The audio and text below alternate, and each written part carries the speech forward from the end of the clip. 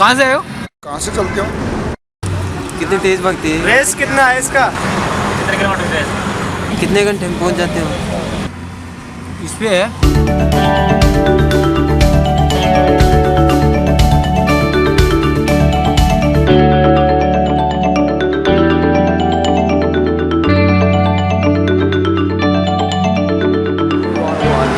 the highway, we must do two things. First of all, we must be situated in shape. Secondly, we must have music playing. We can also make patterns.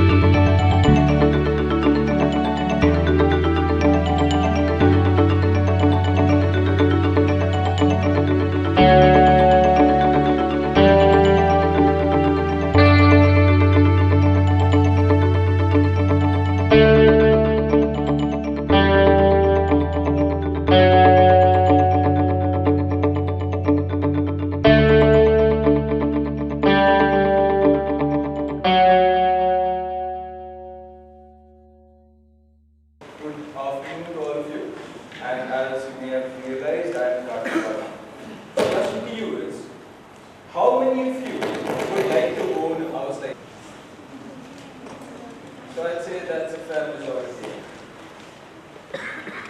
How many of you would like transport like that? World, we consider luxury and money to be symbols of success. If one were to analyze the reasons for the desire to be successful, a prominent answer would be that success gives you happiness. Okay, sorry, it gives you money. Right, so the more money you have, the more successful you. Money gives you success, or success and money are directly proportional. Now, if you were to see why you want to be successful, you would see become very happy when you're successful. Now I have a bit of PhD level mathematics, so please bear with me. So that's what exactly I thought as well, that to be happy, I need to make a lot of money. But throughout my 2300 kilometers, I had a number of experiences. I saw sights, I met people, which made me realize that this is not the case. Enter Arun Gaude. Arun Gaude is a sugarcane farmer in Shirpur, Maharashtra. I met him while I was looking for a lodge.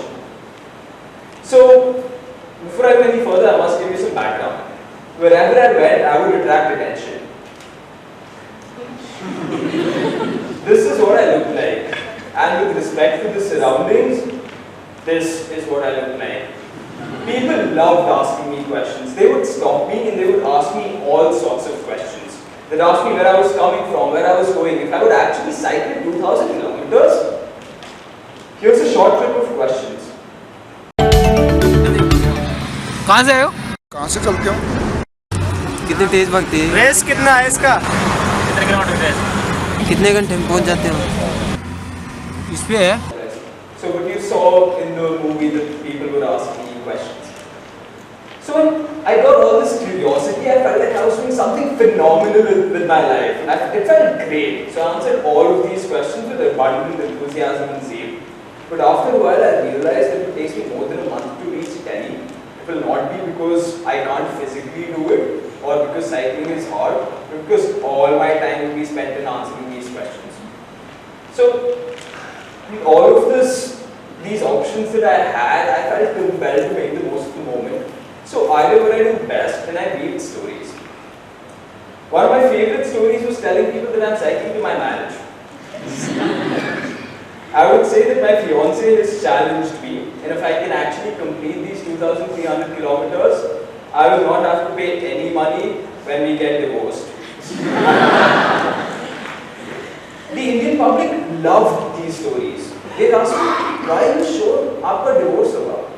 I would say, uncle, मेरी होने वाली बीवी मेरी जिंदगी की प्यार है. अगर वो मेरे को कहेगी तुम दुनिया चलो पैरों पे, मैं दुनिया भी चलूंगा. शुक्र है उसने मेरे को सिर्फ 2500 किलोमीटर साइकिल चलाने के लिए कहा है. This would bring out the inner romantic hidden in every stern-faced uncle.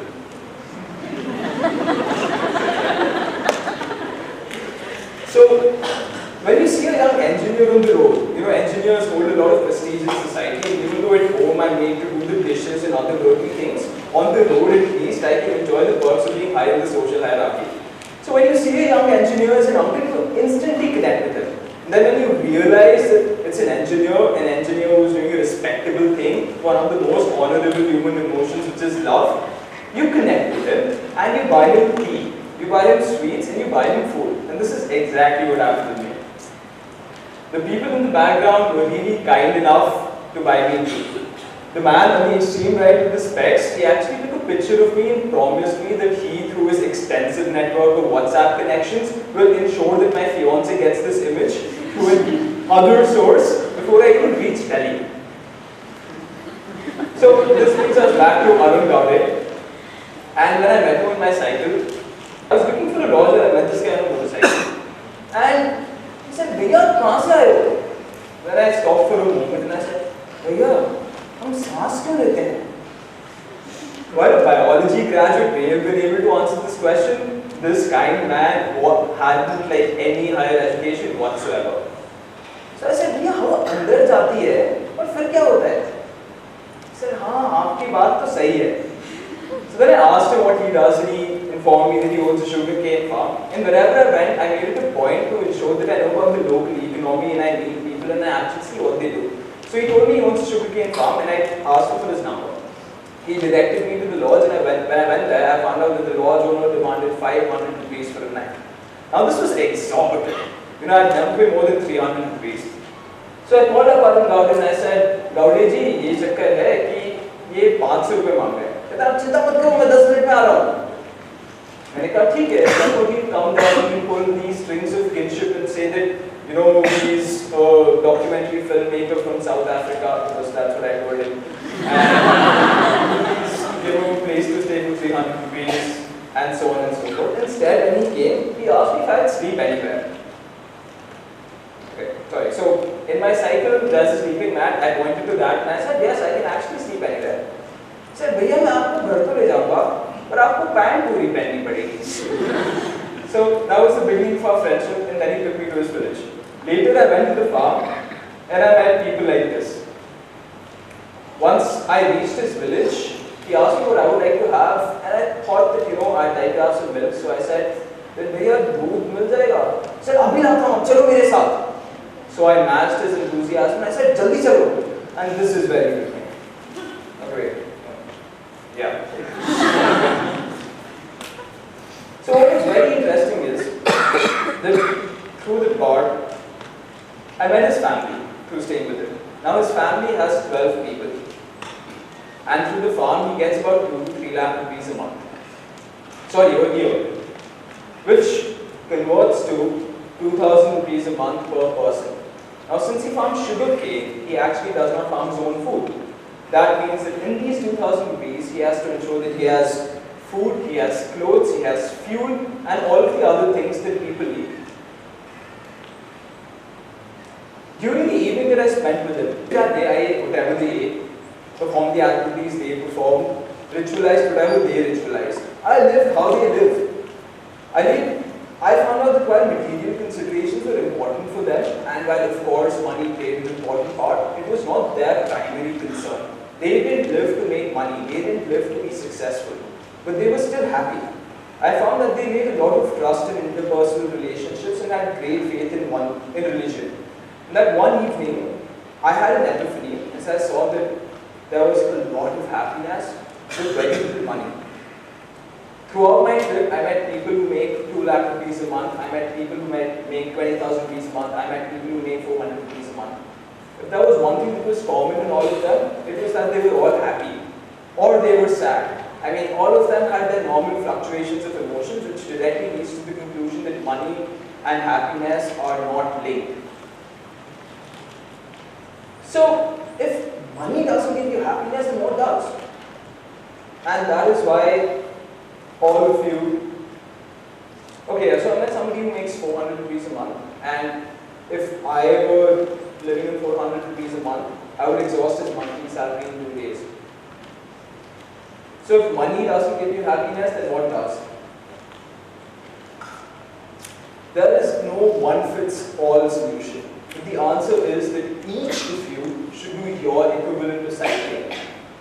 I know for a fact that out of all of the people sitting there, there is at least one aspiring magician, a closet poet, and a really talented bathroom singer. Each of us is a unique individual who has different abilities. The answer for happiness is different for everyone. And you don't do it because you think now is not the time. You think because it's stupid, that it's too late to learn it, or that you aren't really good at it, and a whole host of other legit sounding rationalizations. And this is exactly why out of all of the lies in the world, the ones that we tell ourselves are the most dangerous. All the time we cultivate this sense of security. We don't expose ourselves to different situations, and thus don't get a chance to see ourselves in another light. What this means is a large part of us remains a stranger to ourselves. We trade inward discovery for this outward stability. With a new outside comes a new inside. As you explore your talents, your passions, your desires, and you step out of your comfort zone, you reveal yourself to you. As you explore outside, you explore in. And this inward exploration will give you your answer to what happiness is for you. Coming back to success, success comes from the most unexpected of places. Success isn't linear. So if you think that doing whatever you're passionate about won't give you success, here's what I have to say to you. Our mental capacity does not give us the foresight to actually know what our actions will do. In Jhalawad in Jaipur, my relatives organized a press conference. In Manipal, while my friends had 2 square inches in the yearbook, I had a full 2 pages. And also those 2 square inches. Over the internet, I connected with some wonderful people, all because of cycling. Some of them hosted me during the trip, some of them are now good friends, and one of them I'm going to work with in the future. Recently, I was being denied admission into a master's course because of an administrative hiccup. I needed somebody on the inside to actually help me out. One of my distant relatives heard about this and sorted the issue for me. When I called him up to thank him, he said, हम तो आपके fan हैं बेटा, आप बस cycle चलाओ और जिंदगी में आगे बढ़ो. What I aim to demonstrate through these examples is that success isn't linear. It isn't a phenomenon that can easily be reduced into components and then understood leisurely. This cycling expedition has given me access to so many resources that aren't even slightly related to cycling. Just chase your dreams and passions, and success will come from the most unexpected of places. And if you have it as an excuse that you don't know what your passion is, I say don't wait for you to find it. Like, don't wait for it to come to you. Aggressively chase it, introspect, journal, meditate. If you think there's something that you might be good at, try it. If it isn't, no problem. The world has infinite possibilities. Try the next thing. Just don't become complacent because time is short and you only have one life to be truly happy. Money isn't happiness, and you don't need money to be happy. What you need to be happy can only be discovered by you. And if you think that what makes you happy will not make you successful, then I have to tell you that success isn't linear. The rewards of following your heart are always unpredictable and always beautiful. With this, I conclude my talk. Thank you for being a wonderful audience.